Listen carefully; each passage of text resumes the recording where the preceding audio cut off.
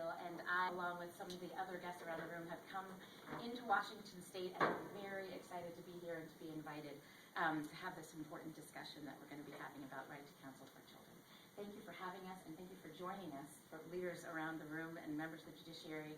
I have the very quick but very important task of saying to everyone a welcome and a thanks and a very big thanks on behalf of the section of litigation of the American Bar Association. Those of you that know about the American Bar Association know that it's a huge, so many voices and so many concerns about aspects of the law and the legal community and how it treats every member of society and gives access to it.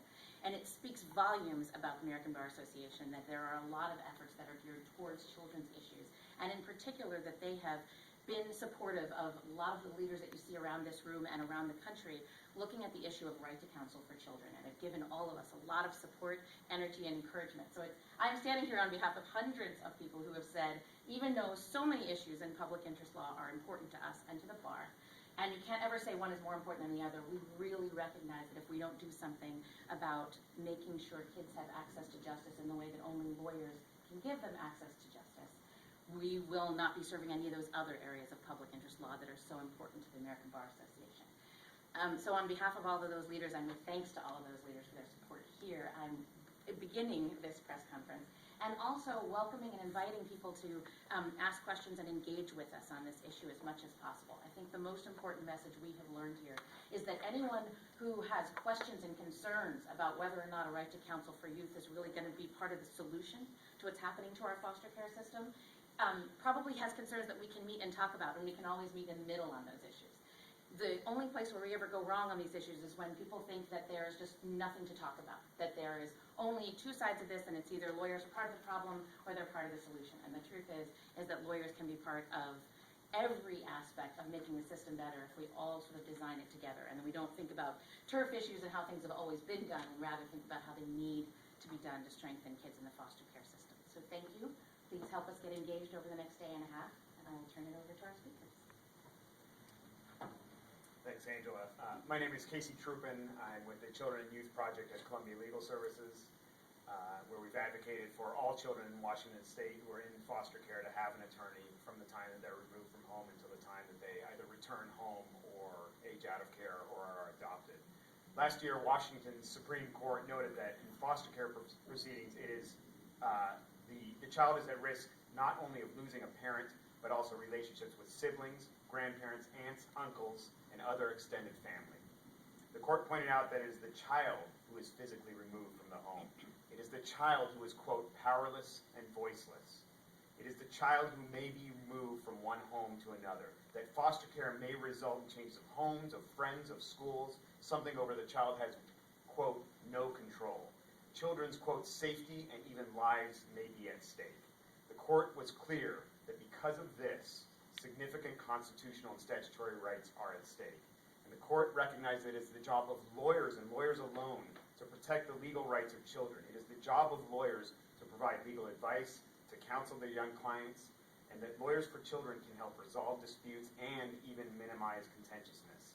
Unfortunately, when it comes to providing adequate legal representation for foster children, Washington State is 48th in the nation. In most states, all foster children have lawyers, but in ours, most foster children do not. Only in 3 counties in our state do all children have a legal representation. There are some other counties where children, adolescents are appointed counsel, but in most counties, children do not have an attorney. So this results in what we call justice by geography. Why should a 13-year-old in King County have access to resources, the same protection of their legal rights, when a 13-year-old in Pierce County does not? Why should that Pierce County youth not have the same supports to achieve permanency, to see their siblings, to get medical and mental health treatment that that 13-year-old in King County has? Especially when so many national groups like the American Bar Association, like the National Conference for State Legislatures, and like our own Supreme Court Commission on Foster Care has said that every child should have an attorney. In 2010, our legislature unanimously recognized inconsistent practices in and among Washington's counties and noted that attorneys can encourage accountability among the state systems, the systems that have custody of our children. Representative Goodman will talk a little bit about recent and future efforts, but the inconsistent practices unfortunately continue. When Washington chooses to provide attorneys to all children and youth like Zipporah, it will be investing in a practice that can save the state money, that can shorten cases, that can shorten the time in foster care for these youth, that can reduce unnecessary hospitalization and psychotropic medication. It can reconnect families. It can help with educational outcomes. The parents, grandparents, relatives, and foster parents of children in care in Washington are all calling for this to happen. Most importantly, the youth and alumni of CARE are calling for this to happen. Most states have long since realized this. It is the right thing to do for Washington, and it is the right time to do it. So I'll now turn it over to Zipporah, who can talk about how an attorney made a difference in her life, in her placement, and her education. Hi, I'm Zipporah. Before I came into foster care, my mom was incarcerated and I was living with my grandma. Then my grandma put me in foster care. I was 15 and I was angry. At first I was in relative placement. At my first court, when meeting with my attorney, I realized I had a voice in this process. After being in a few foster placements, I decided to go to the Washington Youth Academy. I made this decision because I wanted to change my life and stop doing the things I was doing. I also wanted to break the cycle in my family by being the first to graduate in my family. This was a positive experience. How having an attorney has helped me. I feel people are listening to me, the judge, and the social worker because I have an attorney. I do not have to just accept everything my social worker says. My social worker does not tell me what my rights are. There is somebody else with knowledge on my side who can tell me what my rights are. Katie has told me about staying in foster care after I turned 18. One time I wanted to run from a placement. I called Katie, and she told me what would happen if I ran, that I would end up in detention, and she talked me out of running. I had someone to talk to who was completely on my side. Having a relationship with Katie helps me have confidence to speak up. She makes me want to have a. She wants. Sorry. She makes me want to be an attorney. She helps me pick my battles, and we can talk about things so I can choose what to fight about and what is reasonable to ask the judge for. I feel like I have more control because I have an attorney. An example of one thing my attorney and I did together was we filed a motion for placement with a family friend. I was in a foster care home, which was far away from my community and school. I found placement that would allow me to go to school where I wanted to go. My attorney and I filed a motion with the declaration I wrote asking the court to approve the placement. My social worker wouldn't take me to court, so I had to wake up at 4 in the morning and take 5 buses. I felt it was important to be there, so the court knew how important it was to me. We won our motion, and I felt very confident after we won. It also turned me beside me. I wasn't afraid of court anymore. I would not go to court without my attorney by my side. Kids should have attorneys. If we don't, we wouldn't have a voice, and the state would take total control. I wouldn't be able to tell the court how I feel and wouldn't be able to make the court and other parties listen to me and care about my point of view. At my age, I have strong opinions about what is best for me, and people should listen to me.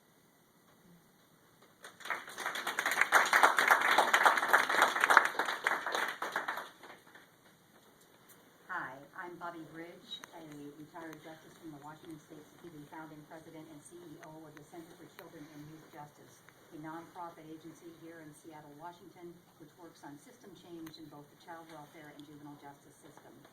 I'd like to offer a perspective from the judicial side of the aisle, from both as the trier of facts in a particular case and the decider of how the law is to apply the facts and indeed therefore decide the result of a particular case, but also from the perspective of judges as leaders in the child welfare system which is mandated to protect the dependent child's safety, provide for his or her well-being, and ensure that he or she finds a permanent family in a child-timely manner. The judge's role in the child welfare system is all of that.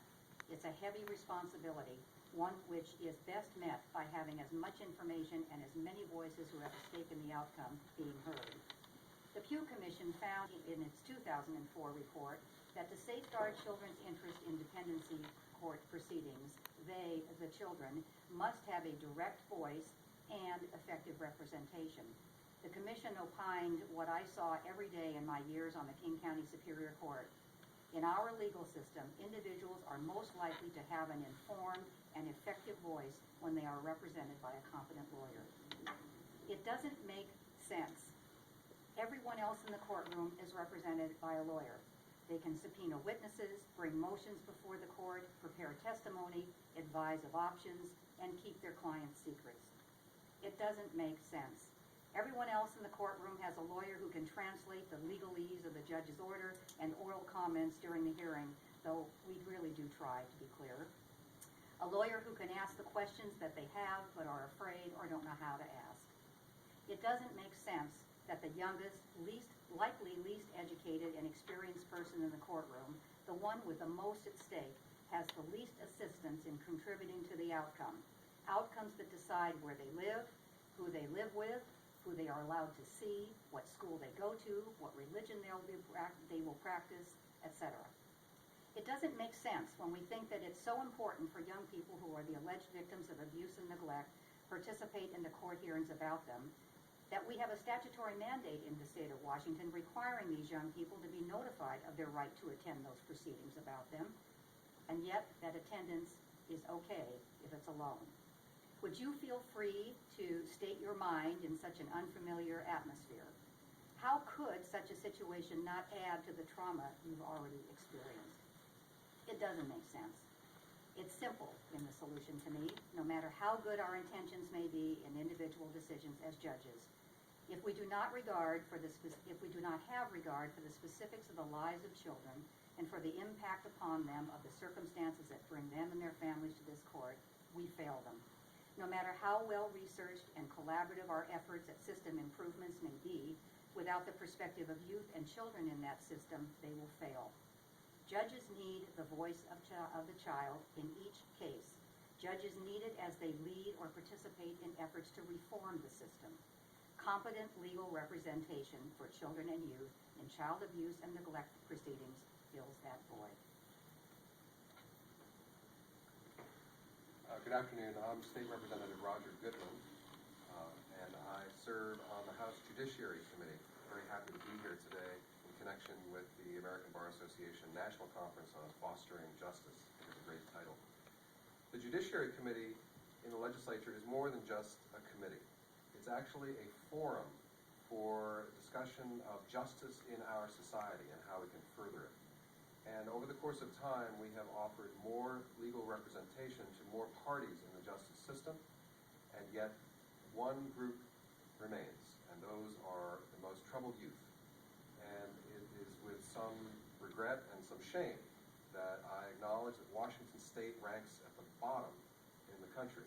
Although we champion the rights of so many others, we don't give our most troubled youth the legal representation they need in the courtroom. Kids bouncing from house to house, school to school, neighborhood to neighborhood, not knowing what's going on. Everyone else has a lawyer, and they don't have anyone they can trust, anyone they can confide in, so that their stated interest, their legal interest, can be part of the court proceeding.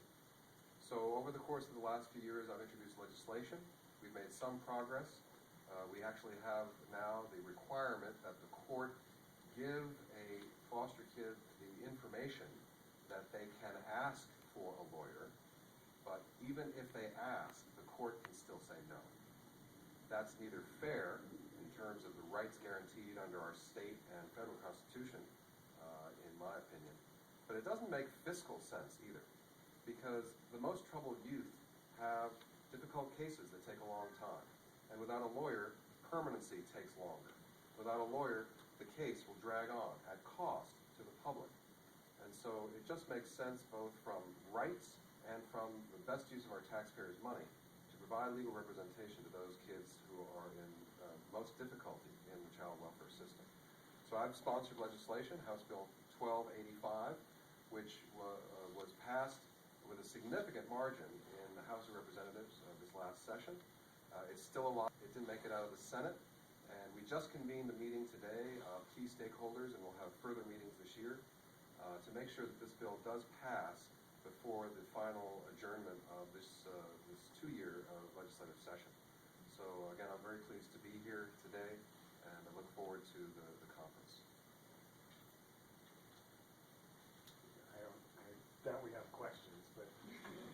if anybody wanted to play the role of press, or is actually press, No, and I didn't please, no, recognize don't that be wants to meaner, ask please. questions. But I do